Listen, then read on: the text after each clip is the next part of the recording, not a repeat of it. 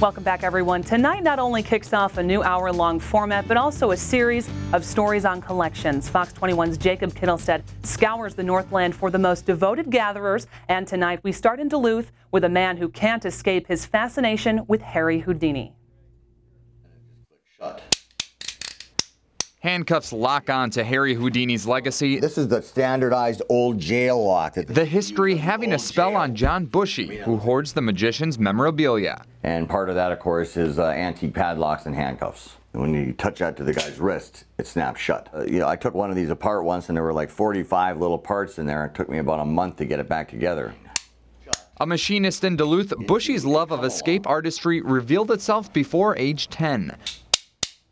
Restraining his collection mostly due to growing expenses, he's shackled together a career by linking his loves. If someone is broke, I can pull it apart, repair it, put it back together. If I need to fit a key to a handcuff, which I do for people all over the country and world, I have the handcuffs to actually try them in and check them out. Place it on his wrist, and every time you turn it, it clicks tighter, and then you just twist. In the collection going back more than 300 years. Houdini, signed May 11th, 1924. The highest paid vaudevillian performer takes center stage. Many times he would be in, 5, 6, 7 sets of handcuffs, or up to 10 with leg irons on, and he would be able to escape from all of them after they had searched him and found no keys.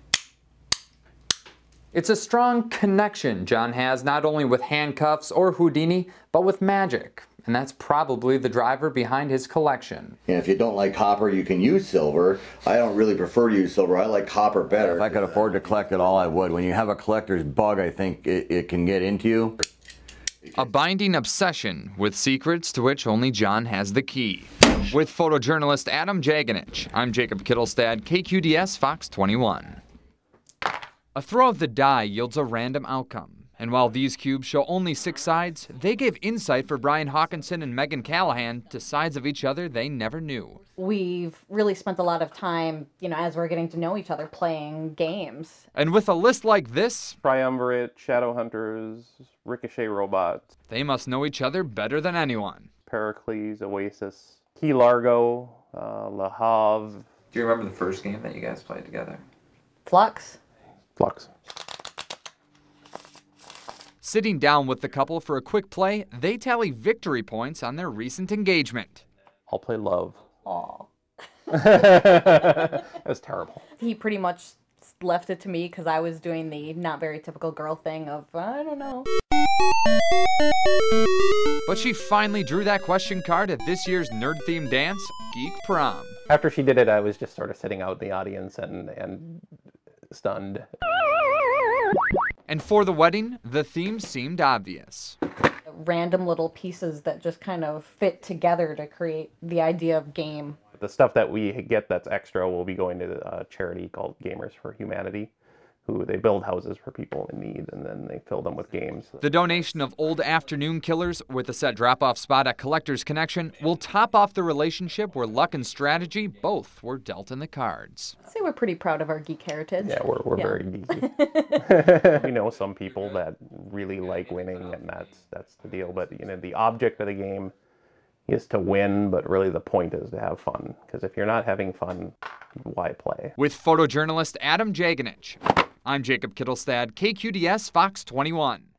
There's somebody laying here with an antenna on her mind. I think it says acid or something there. But in an off-white room with no curtains. This one was thrown in a dumpster. Somebody fished it out, eventually got it signed by the artist. Andrew Olsen, owner to hundreds of psychedelic and contemporary posters, explains how 45 years ago, California artists hand-painted their way into music history. Victor Moscoso, Wes Wilson, Rick Griffin, Stanley Mouse, and Alton Kelly were the first 5 artists. They would compete with each other for who was better, and they would impress like Victor Moscoso didn't even do a poster for almost a year because he did his first couple and was so embarrassed. Promoting gigs for Jefferson Airplane and Jimi Hendrix, this history teacher's collection highlights hang in the Tweed Museum of Art.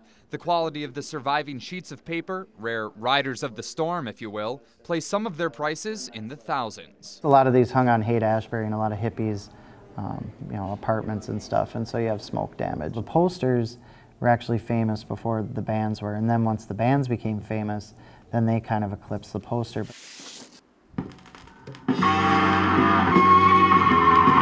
The visual representation of the time extends to his home. His obsession accepted when he found somebody to love. His wife gave wedding logo design credit to a hippie artist from the time. But now the rule is just keep it only to one little wing of the house. I'm really not supposed to probably buy anymore. I have to really beg now because we're out of room space. This is David Moriera, a local guy who does for Pizza Luce. Olsen still finds joy in some new music, although he describes the pop songs from his 20s as terrible. But it's these posters, instilled with the symbols of a movement, that allow him to reconnect with a revolutionary generation passed by before his birth. I could touch something from that era, and records were great, and I collected a lot of records of that era too, but when I started to look at, well, what influenced that record art, and learned that it was these posters that drew me more into it, because they're just so unique from anything you'd see. With photojournalist Christian Tharaldson, I'm Jacob Kittilstad, KQDS Fox 21. But this is whole-bodied slugs, Italian style, no less. So it's with basil and oregano. This is mixed vegetable flavored Jell-O. Like a freaked out aisle from a twisted supermarket. Teddy-O's, in case you're interested. Nobody's going to take those. Meg Kearns proudly shows off the rejects of the CHUM food shelf, an untasty surplus growing with each collection. We've got hog's ass and whoop ass, and somewhere up there is quail eggs and fish balls. So did somebody honestly give this to you thinking that somebody was going to be using fog juice? I have no idea. The Oddball foods separate into different categories, from the novelty. This came in actually from some UMD students. To the expired. This is one of our more ancient ones. This might be older than I am. And the just plain confusing. This is mixed vegetable pickles. It's got the ingredients listed in 7 languages. To our credit, people don't like to throw out food, and they just think, we're not going to eat this food, but I hate to just pitch it all in the garbage, so we'll give it to the food shelf.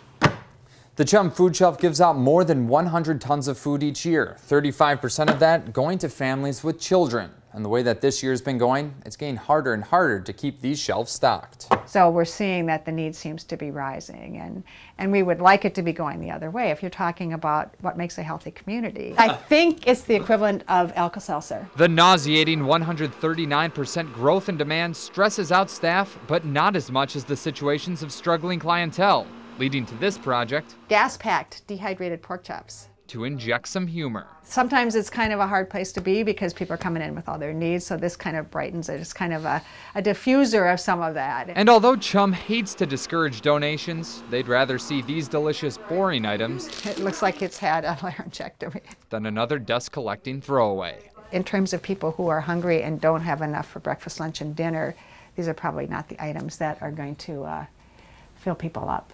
With photojournalist Christian Tharaldson, I'm Jacob Kittilstad, KQDS Fox 21.